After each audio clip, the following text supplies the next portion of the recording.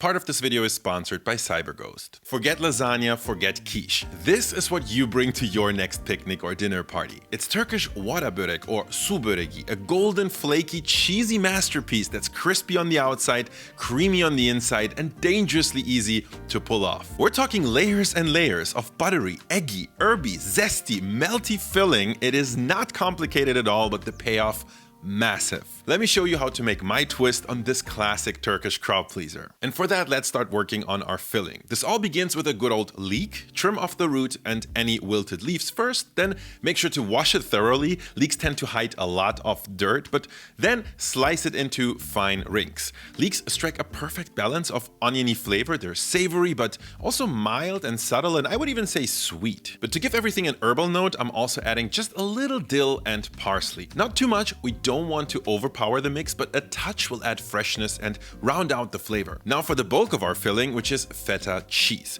We're going to need quite a bit of it, so crumble it up, but don't crush it completely. We want a mix of smooth cheese and some satisfying little chunks. Then add all of it to a large bowl. To that, we're also adding some shredded low moisture mozzarella, or you can use Gouda or any other melty cheese. The idea is just to bring in that classic stringy texture and melty richness. Next up, we got a bit of butter for extra depth. You don't actually have to add it, but I would highly recommend it. So to distribute that evenly, I like to freeze the butter for about an hour and then grate it into the filling. It actually works really, really well. Then this is the time to add in the leeks and herbs we chopped up before. And here's a little touch I love, zesting in about half a lemon. Or the rind of half a lemon. That zest gives the filling a bright citrusy lift to balance the richness of the cheese and butter. Finally, we got garlic. I'm using just one fresh clove for a nice zing. Actually, not that much, but I'm also adding in some dried garlic for a deeper, rounder flavor. They're different, but together they work like a charm. So then crack in some black pepper to finish it off, and then mix everything until you've got a beautiful, even filling. It should already smell incredible. And at this point, it's actually already almost time to assemble and build our beautiful börek, but before we get to that, a quick word from today's sponsor, CyberGhost. Let's face it, it's 2024. With all the sketchy websites and trackers out there, online safety should be everyone's priority. And when it comes to that, having a good VPN in your toolkit is absolutely essential. Shout out to this video's sponsor, CyberGhost VPN. With CyberGhost VPN, all your internet traffic zips through a secure tunnel, keeping your IP hidden and adding a layer of protection. You want your history and data secured and encrypted, so what you do online is strictly your business. You can also change your online location so you get access to geo-restricted content from dozens of streaming services like Netflix. And that's not all. With CyberGhost VPN, you can find better online shopping deals or play games blocked in your region. CyberGhost works on all the platforms: Windows, Mac, iOS, Android, even your smart TV and gaming consoles. One subscription covers up to 7 devices, so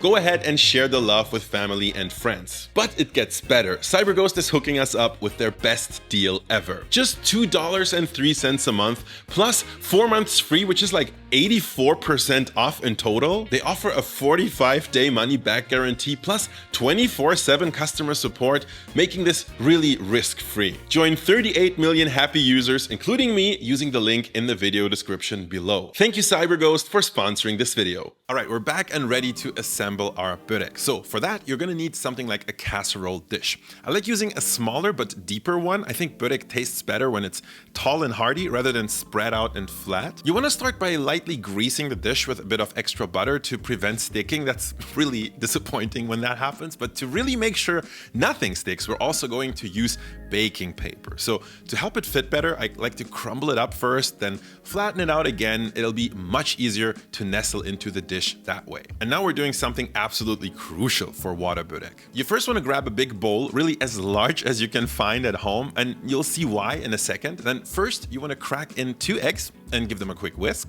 Then add milk, a splash of water, and a generous glug of oil. Mix all of these things together, and this is our soaking mixture. It's what makes the börek juicy and delicious. Now the hero ingredient without which none of this would even be possible, and that is yufka.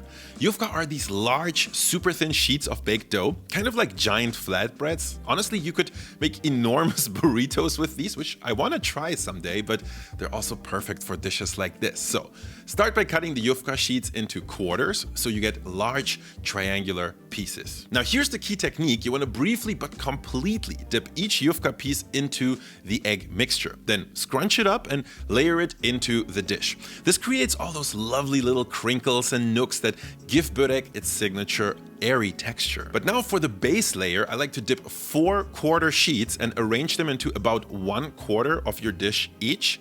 Once that's in, repeat with another layer of just 2 quarters to create a thinner second layer, then spread half of the filling evenly over that. For this recipe, I'm actually using quite a lot of filling. You definitely don't have to go that route. I would say even half of the amount of filling could already make a decent börek. I just like them really stuffed to the brim, but you know, the total amount is up to you. Then we're covering this with another 4/4 layer that goes on top of our first layer of filling. Oh man, this is getting a little confusing. Then spread the remaining filling over that and then cover everything with a final 4/4 layer, followed by a slightly more even, less scrunched up 2/4 top layer. I think the confusing part is over and we're moving to the easy one. For that, you want to grab a chopstick and poke some holes all over the börek. Don't worry, they won't be visible later. This just helps the steam escape so everything bakes evenly and doesn't puff up in the oven. At this point, you should have a little bit of the egg mixture left. So you want to take about 2 tablespoons of that,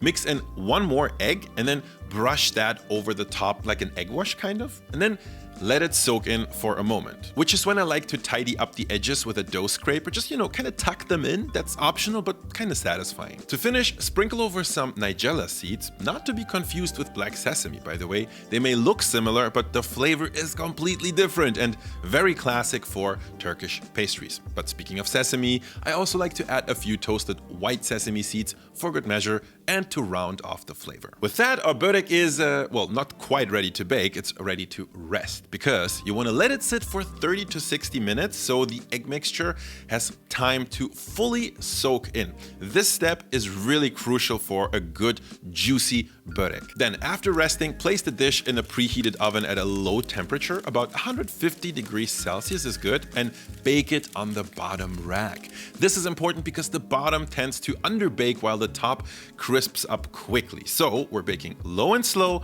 from the bottom up. You really want to give this like an hour or so, but keep checking in to make sure it's not ballooning or burning. Mine didn't balloon, thankfully. If all goes well, you'll be rewarded with a golden, slightly crispy topped börek. At this point, cover it loosely with foil and let it rest for another 30 minutes or so it can cool and set. After that, it should lift right out of the pan thanks to the baking paper sling we kind of built. And now, the moment of truth, slice it up and marvel at that beautifully layered, savory filling. This börek is delicious in almost any form, hot, warm, at room temperature. I think it's actually best at room temp, but that's just me. You can always reheat it in the microwave, air fryer, or even a frying pan. But most importantly, this börek is guaranteed to make your next picnic, dinner party, or tea time absolutely unforgettable. One of the things I really love about this dish is that you make it and then it's just ready. You can either have your guests come over or bring it anywhere you want, and it's just there. You don't have to do anything else. Now, of course, you can also play around with all sorts of different fillings. The cheese is just one of many.